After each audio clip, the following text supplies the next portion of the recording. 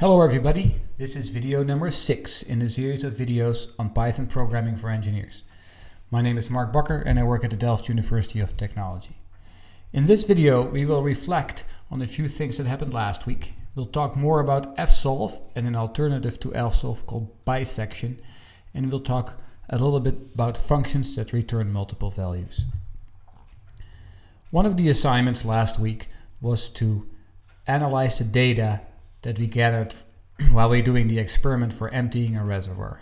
The data file was called emptyingreservoir.csv, which stands for comma separated values. And you had to figure out what was in the data file and what separator was used between the columns.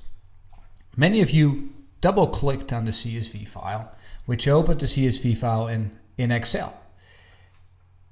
That did not help very much. That let you see the contents of the file, but it did not show you what the separator was between the columns of data. What the intention was to do is to open the CSV file in an editor. Excel is not an editor, Excel is a spreadsheet program, but Canopy has a very nice editor. So you can simply do File, Open. You'll look for the file that you want to import, which was called emptyingreservoir.csv. Here it is. You open it up and there it is. So you see that, and this you could see in Excel, is that the first 54 lines are all kind of stuff we don't wanna read in. And then we have here the data that we want. We have time, semicolon, druk, which is pressure, semicolon, temperature. So it turns out that the separator between the columns of data is a semicolon, which you should specify in low text. So the message here is, if you need to read in data from a data file, don't open it in Excel to look at it, open it in an editor. And Canopy has a very nice editor to do that. Simply go to File, Open, and open the file. The second thing I want to show you is what the data looked like. You were asked to find the data that corresponded to the experiment, and that data showed that the head was decreasing, and I'm showing you that here. The head was decreasing with time as a parabola. And you did a parabola fit with the polyfit function. The parabola is shown here in red, the data is shown in blue, and you get an amazingly good fit. Now the first message is you rarely get this good a fit between data, real data, and your model. So we were very lucky that we get such great data from this experiment.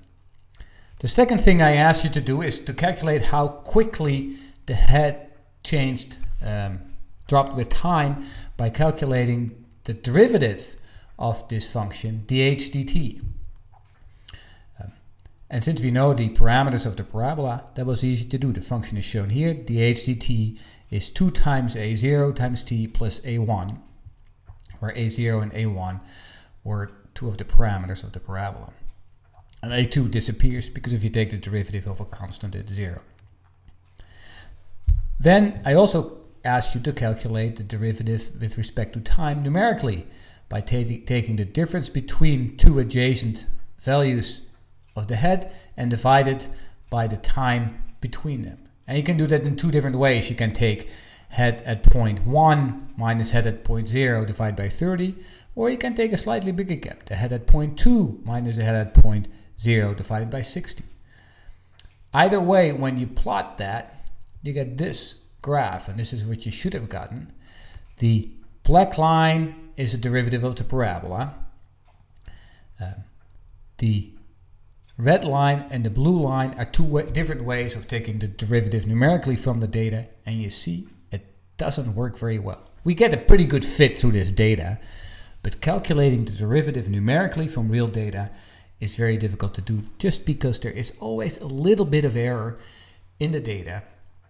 And if you then take the difference between 2 data points, then the error is magnified and the derivative is not very accurate. Incidentally, this vertical label should not say head, but dh dt. Next, let's talk about finding the zero of a function. In several notebooks we use the fsolve function. The fsolve function, however, is not a magical function. It doesn't guarantee it will find a zero, and if there are multiple zeros, then the zero it finds may depend on where you start searching for the zero. For example, let's look at the function cosine of x. Now let's plot it. X is equal to linspace from 0 to 3 times pi with 100 points. Y is the cosine of x. Plot x versus y. Here's x versus y for the cosine of x. 0 is here, and you see the cosine of x has a 0 every pi. So what 0 will fsolve find when you start searching, for example, at point 1? Let's first import fsolve from scipy.optimize. Import fsolve. Print fsolve.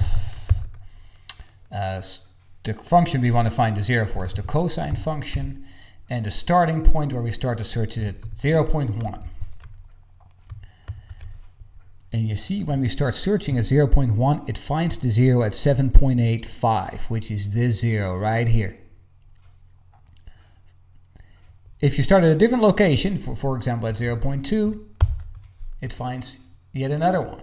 It finds 4.7, which is this 0.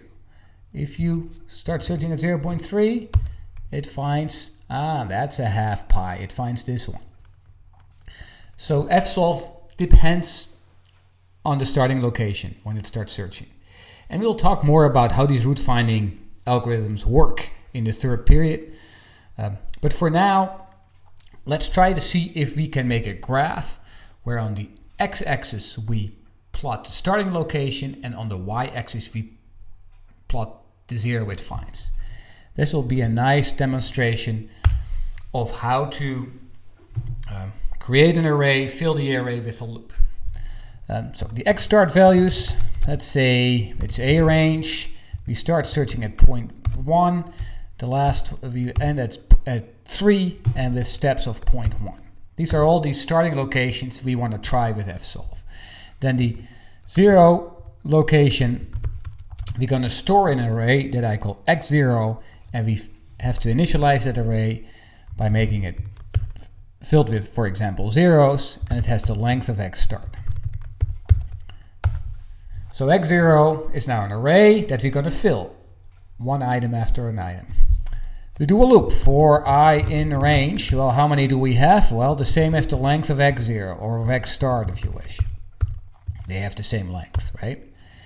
Then I say that x0 number I is the solution that if we start fsolve at x start I, and the first argument of fsolve is the cosine, because that's the function we want to find the 0 with, 4. So here you say for I in range length x start, so it does for every term in x start.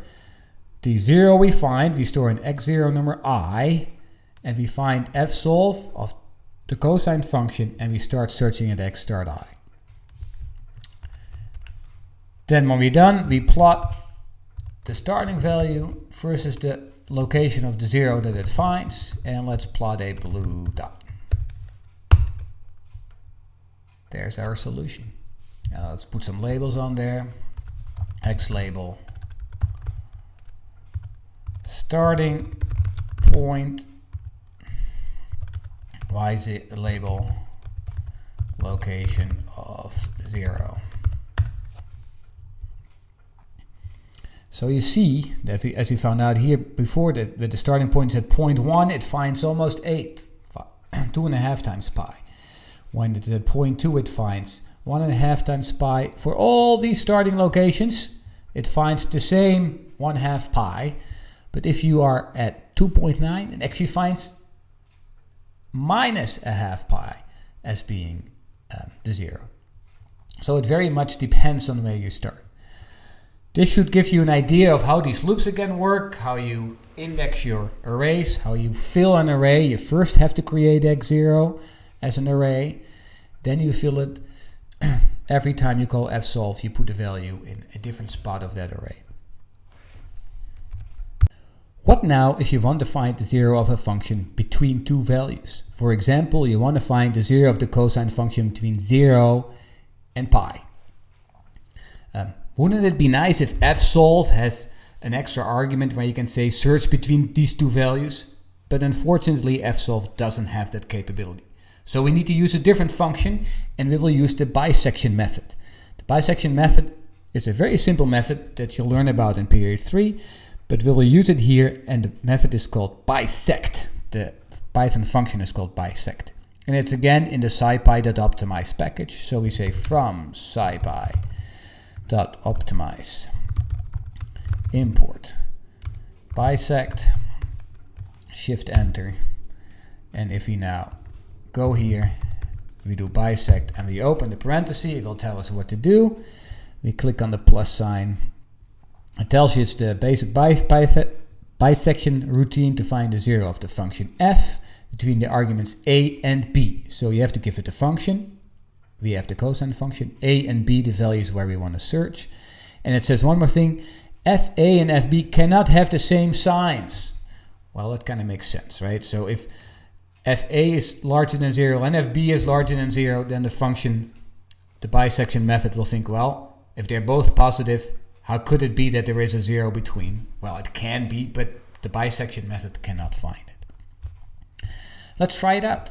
We say the bisection method, the function we want to find the 0 for is called the cosine function. The minimum value is 0 and maximum value is pi, so we want to search between 0 and pi. We hit shift enter, and that nicely finds half pi. Very good. Now what if we would have said, well, we want to search between 0 and 1, right? When 0 and 1, then the cosine is still above 0. What will happen? There is no 0. And the bisection method will, it will complain. It says fa and fb must have different signs. One is positive, the other negative. Doesn't matter which one is which, as long as they are not the same sign. That brings us to the last thing I want to discuss today. It's a very simple thing about assignment. If you need to assign 3 values to 3 different variables, you could say a is 1, b is 2, and c is 3. You could do that in one statement. You could say a, comma, b, comma, c is equal to 1, comma, 2, comma, 3. This will assign number 1 to a, number 2 to b, and number 3 to c. And we can see that here by saying print a, b, c, and just to make sure, let's delete those. Then you see it's 1, 2, 3.